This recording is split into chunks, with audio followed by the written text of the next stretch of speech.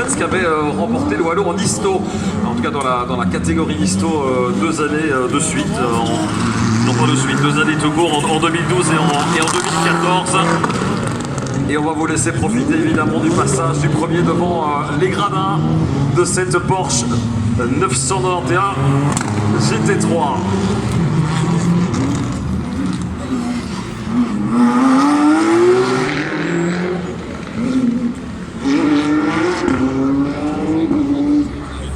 On ne s'en lasse pas, hein, Greg, c'est toujours très impressionnant. Et puis à épingler aussi sur cette esplanade pour l'instant, c'est la Mitsubishi d'Olivier François.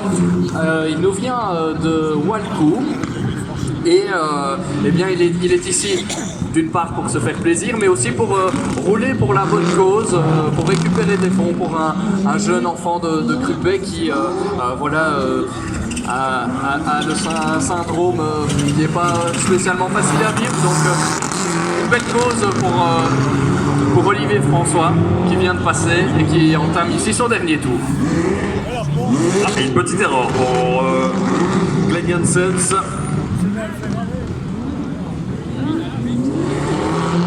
Ah, ces Porsche évidemment sont...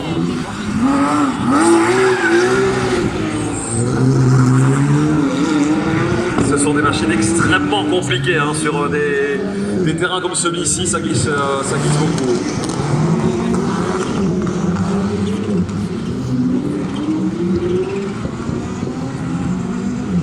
On entre dans le vif du sujet là, Simon. Ça y est, c'est parti. On arrive sur les 10 premières voitures de ce plateau et c'est là que la gagne va se jouer.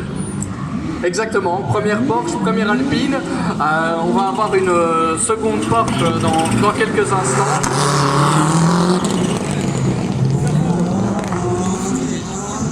La Subaru Impreza de Laurent Léonard qui s'éclipse pour laisser place donc aux machines les plus impressionnantes de ce 37e Rallye de Wallonie.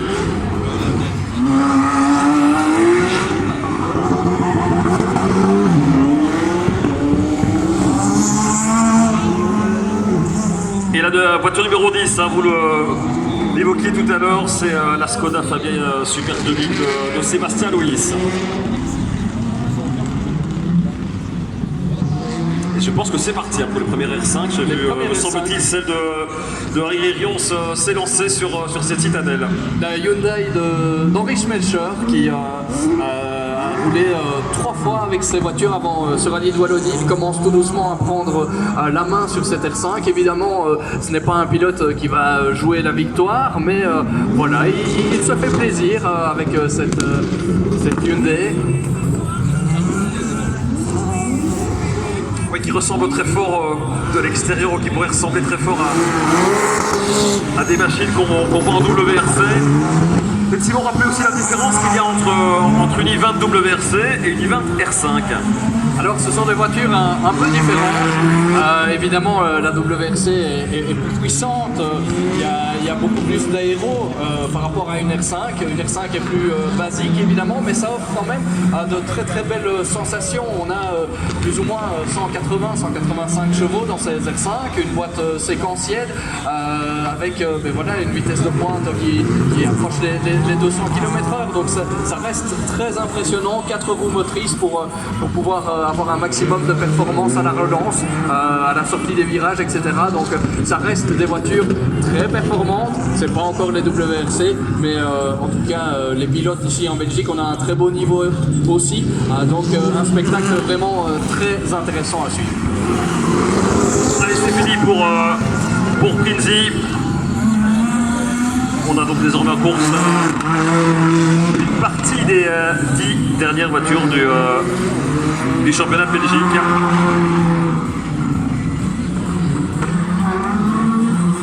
Une petite info temps, Pic prend le 3e temps pour l'instant. Vous avez reconnu le bruit moteur, si bon, même en fermant les yeux. Hein. Même en fermant les yeux. C'est évidemment Une Porsche, celle d'Olivier Collard, qui vient de s'élancer. Olivier Collard qui devait normalement être engagé sur une Skoda Fabia R5, et puis malheureusement cette voiture louée à l'étranger est sortie de la route. Il n'était pas possible de la réparer avant ce rallye de Wallonie. Du coup, il en a cherché une autre, pas possible d'en trouver une avec le budget qu'il disposait.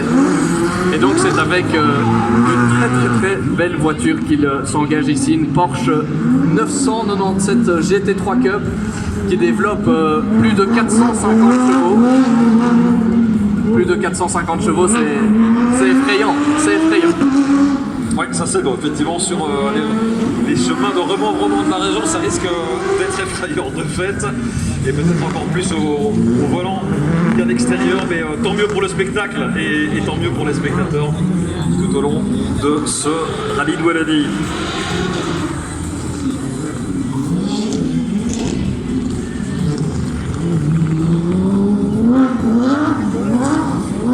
Et on y arrive tout doucement à ce plateau de R5, on y arrive tout doucement à ceux qui vont certainement se partager les scratchs tout au long, peut-être déjà de cette soirée, mais très certainement tout au long de la journée de demain. Alors que c'en est terminé pour Henri Schmelcher qui a quitté la spéciale.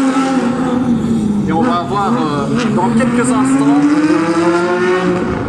passer devant nous, c'est Bastien Rouard, là aussi un régional de l'étape. Bastien qui a roulé plusieurs fois dans cette catégorie Rennes, la catégorie des R5, qui a fait pas mal de résultats de place d'honneur.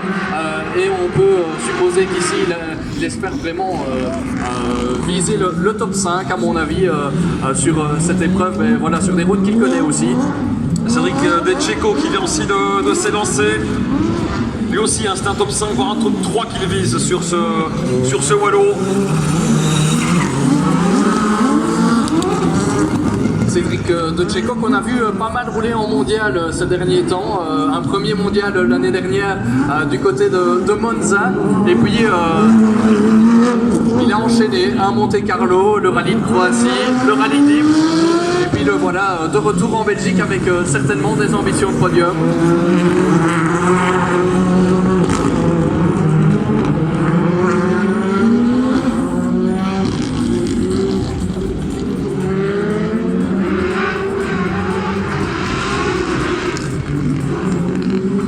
Cédric Scherer qui vient aussi de s'élancer. Il y aura ensuite Grégoire Munster et puis les premiers tours de roue d'Adrien Ferdémont, l'enfant terrible du pays.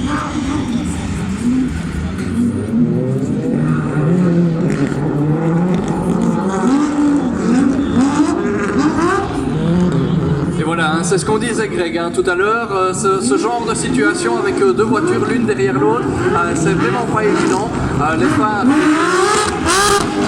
Les phares éclairent très fort et c'est parfois gênant dans les rétroviseurs des voitures d'avoir ceci. Ouais, on est à l'attaque, déjà à l'attaque chez ces pilotes du probable top 4, top 5 de ce rallye de Wallonie.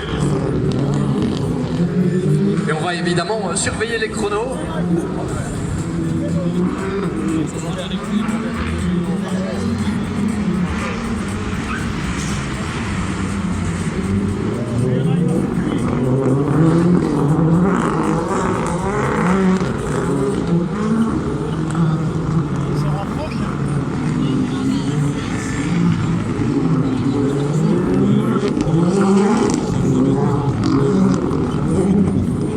Et ça se talonne toujours.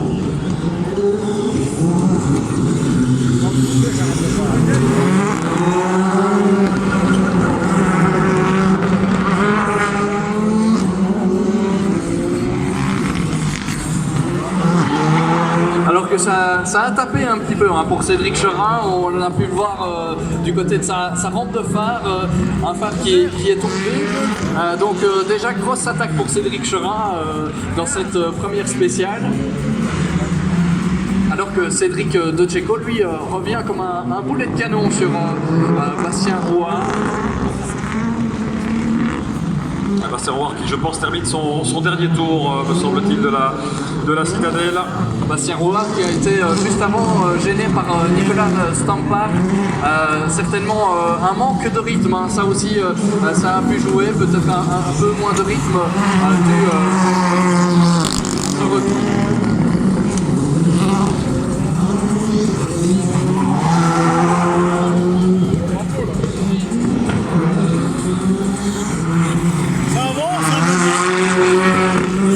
Et le Hyundai de Grégoire Minster qui vient de passer. Vous le voyez peut-être dans l'écran géant, c'est Adrien Ferdemont qu'on attend désormais sur cette esplanade de la citadelle. C'est parti pour le champion de Belgique en titre et tenant du titre sur ce rallye de Wallonie.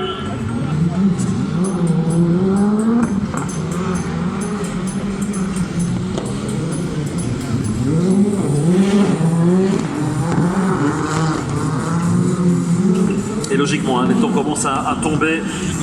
C'est logiquement la Fabia R5. La Fabia R5 de Hérion a pris le scratch momentanément, logique, après les Clio.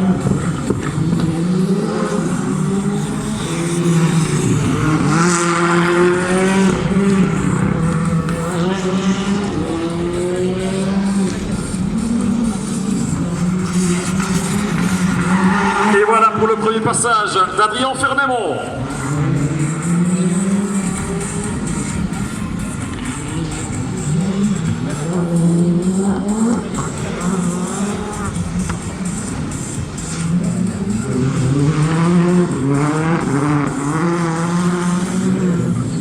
Cédric Cherin qui va en terminer dans quelques instants. Et on va pouvoir voir d'ici quelques poignées de secondes le chrono, le premier classement de cette 37e édition du rallye de Wallonie. Qui sera le premier leader de ce rallye? Faites vos jeux. Alors pour l'instant c'est Decheco qui fait le scratch. Pour l'instant. 3:21.2 pour Cédric Decheco sur ce passage, ce premier passage sur l'esplanade de la citadelle, suivi par Rouard.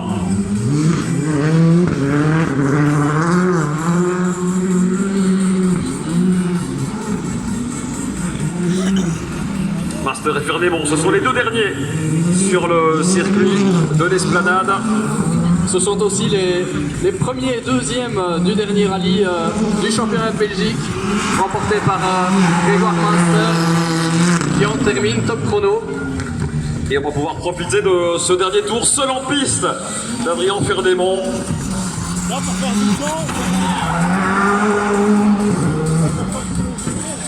Adrien Ferdemont qui, dans ce passage-ci, je ne me souviens plus du premier, mais en tout cas qui n'a pas allumé la rampe de phare. La rampe de phare n'est pas allumée, contrairement à ses adversaires. Et Cédric Cherin bat Decheco au chrono. 3:15.2 pour Cherin, 3:21.2 pour Decheco. 6 secondes d'avance pour Cherin sur Decheco sur ses premières spéciales. Un écart assez important dans cette petite spéciale de 3 km 600. Mais on a vu tout à l'heure Cédric Decheco revenir sur Bastien Rouard. Est-ce que ça l'a gêné?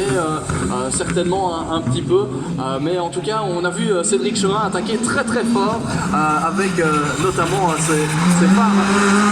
Voilà, ça a terminé pour Adrien Ferdemont. Alors pour le moment, on attend évidemment le chrono d'Adrien Ferdemont. C'est Minster